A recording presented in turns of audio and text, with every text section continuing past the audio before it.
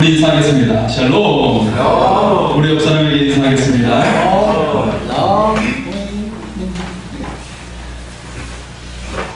네, 한 주간 하나님의 은혜 가운데 잘 보내셨습니까?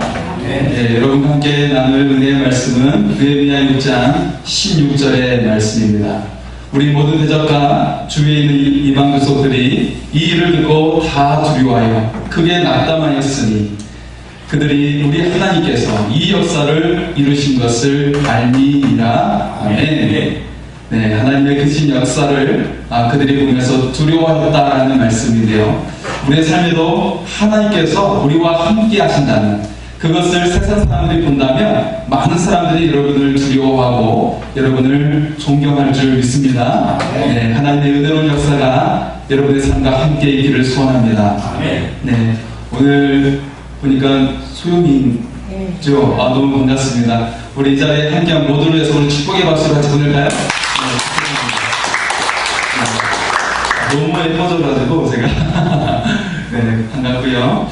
자, 아이들이 비행기 만드는 공장에 견학을 가게 되었어요. 그때 안내하시는 분이 질문을 하는 거예요. 여러분 가운데 이 비행기가 굉장히 비싼데 혹시 이 비행기를 살 수 있는 사람이 있나요? 라고 했어요. 그랬더니 어떤 아이가 자신감 있게 번쩍 손을 들면서 저희 아빠가 살 수 있어요! 그러는 거예요. 네. 그래가지고 사람들이 놀라게 됐죠. 우리가 어렸을 때는 우리의 부모님이 무엇이든지 다 할 수 있을 거라고 믿어요. 그죠? 그렇게 생각을 하게 됩니다. 하지만 우리가 성장하고 나서 그리고 우리가 또 어른이 되고 나서는 우리의 부모님의 그 연로한 모습을 보면서 참 많이 늙으셨구나, 많이 힘이 없으시구나, 그것을 느끼게 되는 것이죠. 그런데 이처럼 우리 부모님이 연약해 보이고 좀 초라해 보인다는 그 느낌, 그런 느낌들이 왜 생기는 것일까 생각을 해보면 그것은 우리 부모님이 단순히 연로해지셔서만이 아니라 그래서가 아니라 우리가 우리 자녀들이 나이가 듦에 따라서 우리 부모님에 대해서 생각할 때 내 생각이 우리 부모님 생각보다 더 낫다고 생각하고 내가 더 많이 배웠다고 생각하고 내가 더 능력이 있다고 생각하면서 부모님을 향한 공경하는 마음이 점차 사라지면서 그렇게 생각하고 있다는 것이죠. 성경은 우리에게 부모님을 공경하라고 이야기하고 있어요. 그리고 노년에 백발은 영화의 면류관이라고 우리에게 말씀을 하고 있습니다. 백발이 영화의 면류관이다, 그렇게 이야기하고 있어요. 그래서 성경은 이 노년의 삶에 대해서 그를 존중하고 그의 지혜를 존중할 것을 우리에게 말씀하고 있는 것이죠. 자, 우리를 길러주시고 우리를 사랑해 주신 것만으로도 우리의 부모님은 정말 너무나도 귀하시고 빛나는 부모님이 되신 줄 믿습니다. 우리는 오늘 말씀을 통해서 우리 부모님이 얼마나 빛나는 부모님이신지를 깨닫고 그 사랑을 우리가 알 수 있기를 소원합니다. 첫 번째는 오늘 우리 본문 말씀을 보면 아브라함이 하나님으로부터 축복을 받게 되는데요. 이때 이미 아브라함의 나이는 99세였어요. 굉장히 연로하죠. 하지만 아브라함은 자녀가 있었을까요? 없었을까요? 아직 자녀는 없었습니다. 어쨌든 이때 하나님께서는 아브라함에게 큰 축복을 주시고 계십니다. 네 가지의 축복을 주고 계시는데요. 첫 번째는 무엇이냐면 네가 크게 번성하게 될 것이라고 2절 말씀에 축복하고 계세요. 네가 크게 번성할 것이다. 단순한 번성이 아니고 크게 번성할 것이다. 그리고 4절 말씀에 보면 네가 여러 민족의 아버지가 될 것이다 라고 하시는 것이죠. 네가 여러 민족의 아버지가 된다 말씀하십니다. 축복하십니다. 그리고 세 번째는 6절에 왕들이 내게로부터 나오게 될 것이다 라고 하시는 거예요. 네가 왕들의 조상이 될 것이다 라고 말씀하고 있어요. 여러분이 왕들의 조상이 될 것이라고 믿습니까? 네. 자, 그리고 또 네 번째로 8절에 보면 가나안의 온 땅을 너에게 줄 것이다 라고 축복하고 계십니다. 땅을 주시겠다고 축복하고 계세요. 네.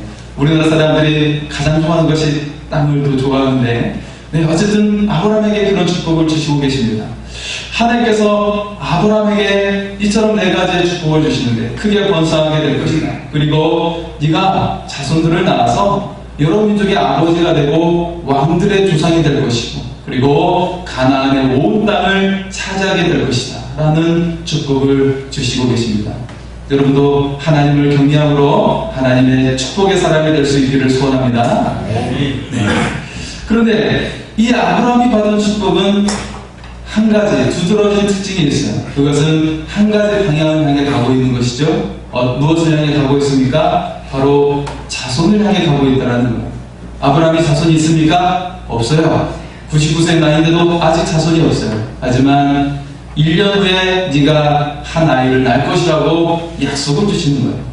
물론 16년 전에 하갈을 통해서 몸좀 하갈을 통해서 이스마엘이라는 아들을 주셨지만 그는 약속의 아들이 아니라고 했어요. 네 안에 사라를 통해 낳은 아들이 약속의 아들이다. 이삭이 약속의 아들이다 라고 하신 것이죠.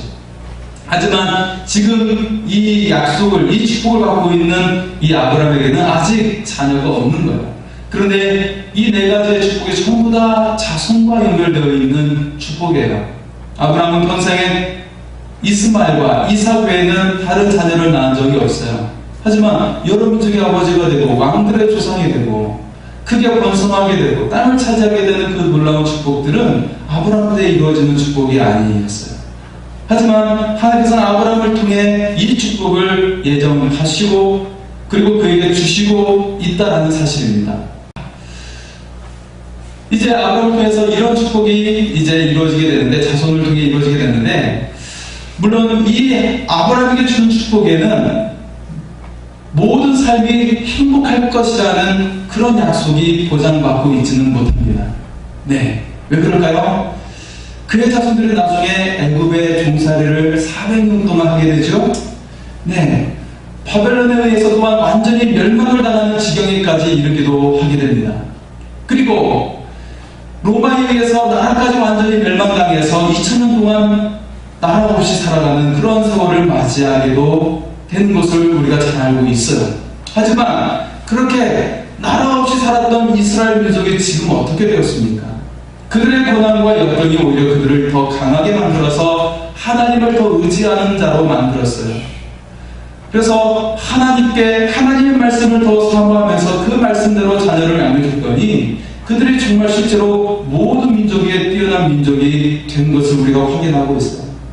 노벨상의 46% 이상이 그 민족에 다 휩쓸고 있어요. 0.02%밖에 안 되는 그 민족이 세계 인구 가운데 그 정도밖에 안 되는 인구가 46%를 휩쓸고 있는 그런 위대한 민족이 된 것을 알 수가 있죠.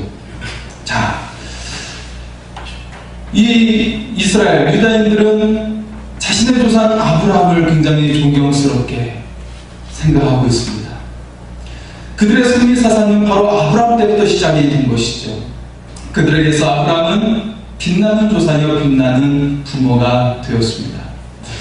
우리가 어버이주일을 맞이하면서 아브라함을 통해 우리 부모님들이 얼마나 빛나는 부모님인지를 깨달을 수 있기를 소원합니다.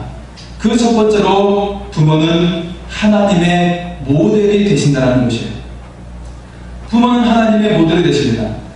아브라함을 생각해 보세요. 아브라함 때는 하나님이라고 불리는 사람이, 하나님을 부르는 사람이 거의 없었어요.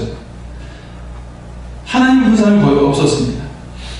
그런데 아브라함은 자녀들에게 있어서 하나님의 모델이 되었고, 그리고 당시 어느 누구도 하나님을 부르지 않은 상태에서 하나님을 부르고 하나님께 제단을 쌓으면서 예배했던 이 아브라함을 통해서 그의 아들 이삭이 하나님을 믿게 되었고, 이삭은 또한 그의 아들 야곱이 하나님을 믿어서 하나님을 의지하는 자가 될 수가 있었다는 거예요. 영국의 작가 페커레이는 말하고 있어요. 어머니는 어린 자식들의 입과 마음에는 하나님과 동일한 존재이다 라고 말하고 있죠. 어린 자녀들에게는 어머니는 하나님과 동일한 그런 존재라고 말하고 있는 것입니다. 자, 예수님께서도 아버지의 이야기를 통해서 하나님을 소개하고 있어요. 우리들의 아버지를 통해서 하나님을 소개하고 있는데요.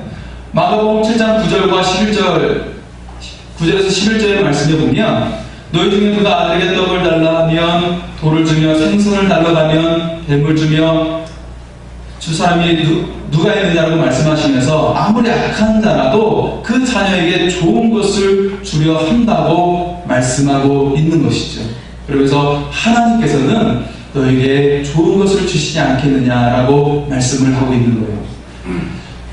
또 주님께서는 누가복음 15장 11절 이하에 집을 나간 둘째 아들에 대한 이야기를 하고 계시죠.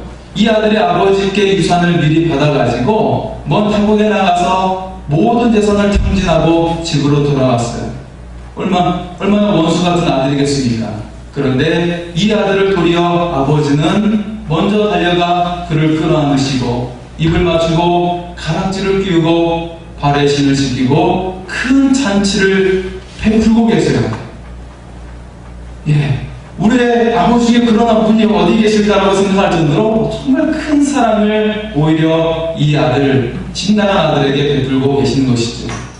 이 이야기를 통해서 주님께서는 하나님은 이와 같이 우리에게 사랑을 베풀어 주시는 하나님이신 것을 보여주고 있는 것이에요.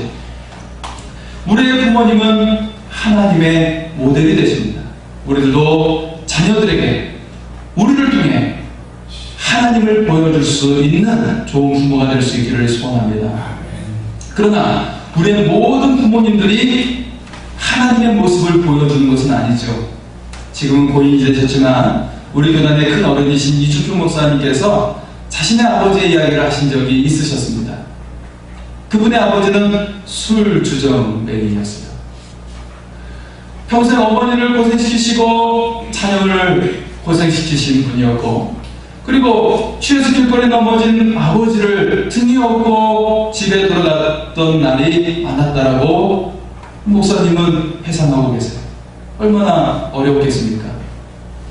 정말 그렇게 원망스럽고 부끄러운 아버지였는데, 그런데 지금 생각해보니까 그런 아버지, 그렇게 그런 본받을 거 없을 것 같은 그런 아버지의 모습 속에서도 오히려 하나님을 생각하게 하는, 하나님을 알게 하는 그런 길로 내가 안내를 받았다라고 그분이 고백을 하고 있는 것입니다. 그분이 고백합니다. 아버지는 나를 위해 희생하신 분이다. 나에게 이렇게 살면 안 된다는 것을 보여주시고 깨닫게 하신 분이다 라고 말하는 거예요. 왜냐하면 그분이 아버지를 등에 업고 갔을 때 그분의 아버지가 그랬대요. 너는 나처럼 이렇게 살면 안 된다 라고 그렇게 말씀하셨다는 거예요. 그래서 아버지는 나를 위해 그런 불행한 인생을 사셨구나. 그래서 그 아버지도 감사하다라는 고백을 그분이 하는 겁니다. 마르틴 루터는 우리에게 말합니다. 어머니의 아버지는 하나님을 대신하는 대리자이다 라고 말하고 있어요. 하나님께서는 이 땅에서 하나님의 사랑을 알기 위해서 부모님을 통해 우리의 몸과 생명을 주셨다는 것이에요. 그리고 탈무드에서는 우리에게 말하고 있어요. 이런 하나님의 귀한 섭리에 대해서 탈무드는 이렇게 기록하고 있습니다. 하나님은 육신이 없으시기에 대신 부모님을 보내주셨습니다. 하나님은 품이 없으시기에 어머니의 품으로 품어주셨습니다. 하나님은 젖이 없으시기에 어머니의 젖으로 먹여주셨습니다. 하나님은 손이 없으시기에 대신 어머니의 손으로 만져주셨습니다 라고 말하는 겁니다. 우리는 부모님을 통해서 하나님을 느낄 수가 있는 것입니다. 부모님은 이처럼 하나님의 모델이 되신 것입니다. 둘째로 부모는 축복의 통로입니다. 오늘 말씀에서 하나님께서는 아브라함을 통해 자손을 축복하고 계십니다. 아브라함의 축복은 그의 아들 이삭에게 흘러가게 되고, 이삭은 그 축복을 야곱에게 축복하게 됩니다. 그랬더니 그대로 그 축복이 삶 가운데 이루어지는 거예요. 그리고 야곱은 어떻게 됩니까? 그의 12아들에게 축복을 하고 그들은 12지파가 되어서 그 축복이 예언의 말씀이 되어서 그들의 삶 가운데, 그들의 지파 가운데 실행되어지는 것을 볼 수가 있어요. 그래서 부모의 그 언어가 축복의 통로가 된다는 거예요. 그래서 부모의 언어가 축복이 될 수 있고 저주가 될 수가 있는 것입니다. 하지만 우리는 축복의 언어를 쓰고 축복이 흘러가게 되기를 소원합니다. 후한 때 과거라는 사람이 있었어요. 과거는 모친과 그리고 세상난 자녀와 아내 그렇게 살고 있었는데 몹시 가난해서 하루 끼니 먹는 것도 굉장히 힘든 삶을 살고 있었습니다. 어머니께 연락이 어머니께 식사를 드리면 어머니는 세상난 아들을 대신 밥을 주느니라 끼니를 제대로 못 드시는 거예요. 그래서 과거는 늘 마음이 아팠어요. 그는 생각했어요. 차라리 아이를 구덩이에 묻어버리자. 자식은 다시 낳을 수 있지만 부모는 다시 얻을 수가 없는 것이다. 그래서 아기를 얻고 구덩이를 봤는데 거기에서 금으로 된 솥이 나오는 거예요. 그리고 그 솥을 열어봤더니 이런 글이 써져 있는 거예요. 이 솥은 효자가 과거에게 내리는 상이니 누구도 빼앗을 수 없다라고 써져 있는 거예요. 이 부모님께 효도하는 과거에게 하나님께서 상을 내려주신 것이죠. 실제로 부모님께 효를 다함으로 말미암아 상을 받은 사람들이 많이 있습니다. 하늘의 상을 받은 사람들이 많이 있어요. 여러분 룻기에 보면 룻이라는 나오미의 며느리가 등장하죠.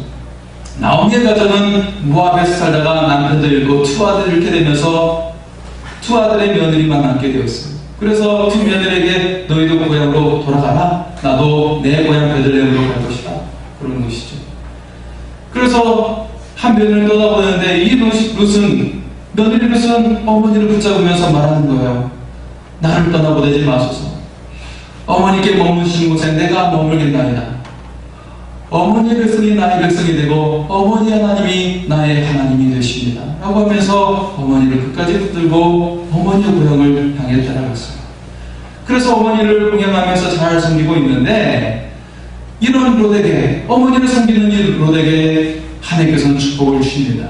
이 베들레헴에서 친정인 보아스를 만나 결혼하게 하였고 그리고 이들이 낳은 자녀는 이들의 존재가 바로 다윗의 아버지 이새였어요. 그래서 결국 이 롯은 다윗 왕조의 조상이 되었고 그리고 예수 그리스도의 바로 조상이 된 줄 믿습니다. 위대한 이름이 된 것입니다. 마태복음 1장에는 예수님의 축복함에 여자가 4명이 등장하는데 이 가운데 롯의 이름이 등장하고 있다는 것입니다. 전에 제가 병원에서 입원했을 때 경찰관으로 은퇴하신 분이 이런 이야기를 해주셨습니다. 자신의 동료가 시골에서 경찰관으로 근무를 하고 했었는데 그분은 혼자 살고 계신 분들을 그 어르신들을 잘 보살피고 잘 돌봤다는 거예요. 어르신 한 분은 자녀들의 왕래가 거의 없어서 그 어르신께 자신의 연락처를 벽에다가 딱 붙여놓고 어르신 병원에 갈 때든지 어디 갈 때든지 꼭 연락을 주세요. 제가 언제든지 달려오겠습니다. 하면서 그렇게 정성스럽게 어르신들을 돌보는 거예요. 근데 이 어르신이 이제 서울에 사는 자녀한테 전화해가지고 내가 돈이 필요하니까 나에게 얼마를 붙여라. 그리고 대전에 사는 자녀한테 전화를 해가지고 내가 얼마가 필요하니 나한테 붙여라. 그러는 거예요. 그리고 시골에 있는 땅을 이 경찰관한테 그 땅을 주고 그리고 자녀들이 붙인 돈을 이 경찰관에게 주는 거예요. 자녀들이 물었어요. 왜 이것을 그에게 주는 것이냐. 그랬더니 나는 내가 낳은 아들보다 내 옆에서 돌보는 이 사람이 내 친아들 같다 라고 말하는 것이죠. 성경에서는 부모는 내 피줄만이 아니라 내 이웃의 어르신도 내 품으로 모시라고 이야기하고 있습니다. 마찬가지로 내 이웃의 자녀도 내 아이처럼 잘 돌보라고 성경은 우리에게 말씀하고 있습니다. 여러분이 부모님과 어르신들을 공경하고 기도함으로 하늘의 상을 받는 은혜가 임하기를 소원합니다. 세 번째는 부모는 신앙의 모델이 되신다는 것이에요. 아브라함을 통해 이삭은 하나님을 알게 되었죠. 그리고 이삭을 통해 야곱은 하나님을 믿는 신앙을 가져서 하나님의 유업을 잇는 장자의 축복을 받게 되었어요. 그리고 야곱의 아들 요셉은 어떻습니까? 그가 애굽에서 노예로 끌려가서 죄수의 삶까지 살게 되었을 때 그는 내가 아버지를 통해 들었던 그 하나님을 의지해서 그 하나님을 의지함으로 말미암아 그 고난을 다 이겨내고 애굽의 총리가 된 줄 믿습니다. 할 수도 있었을 거예요. 그냥 삶을 망쳐버릴 수도 있었음에도 불구하고 아버지부터 들었던, 아버지의 품에서 들었던 그 하나님을 그가 애굽에서 노예로 팔렸지만, 억울한 일을 당했지만 그 하나님을 의지하고 하나님께서 크신 은혜 가운데 그의 삶을 높이 들렸음을 기억하시기 바랍니다. 6.25 때 일입니다. 신앙식 깊은 어느 부모가 아들을 최전선으로 보내면서 이런 말을 하는 거예요. 네가 다시 돌아올 때까지 우리는 매일같이 새벽 5시에 일어나서 너를 위해 기도합니다. 그 시간을 꼭 기억하여 그렇게 이야기하면서 아들을 안심시키고 보내게 되었어요. 전쟁터는 상사가 오가는 아주 치열한 곳입니다. 아주 험악한 곳입니다. 하지만 이 젊은이는 부모님이 나를 위해 기도하신다는 그 생각을 기억할 때마다 그 기도 소리가 귀에 들리는 것처럼 들렸어요. 그래서 죄의 길로 그가 가지 않고 경건하게 전쟁 기간 동안에도 살아갈 수가 있었습니다. 그러던 어느 날 그가 보초를 서게 되었는데 그때 새벽 5시에 보초를 서게 되었어요. 바로 부모님이 아들을 위해 기도해 주겠다고 하는 그 시간이었어요. 그는 생각이 들었어요. 지금쯤 내 부모님께서 새벽 기도를 시작하셨겠지 하면서 자기도 모르게 그 같은 시간, 그 시간에 무릎을 꿇게 된 거예요. 나를 위해 기도하시겠다는 그 어머니의 마음, 그 부모님의 마음이 감사해서 자신도 기도하고 싶은 생각이 문득 들었던 것이죠. 그럼 총알이 머리 위로 날아가는 것입니다. 그가 그 순간에 무릎을 꿇지 않았다면 그 총에 맞아서 생명이 날아갈 수도 있는 상황이 되었다는 것입니다. 이처럼 부모님의 이 새벽 기도는 자녀를 신앙의 길로, 삶의 길로, 생명의 길로 인도하는 힘이 있다는 것입니다. 일본의 어느 인류대 졸업생이 한 회사에 이력서를 냈습니다.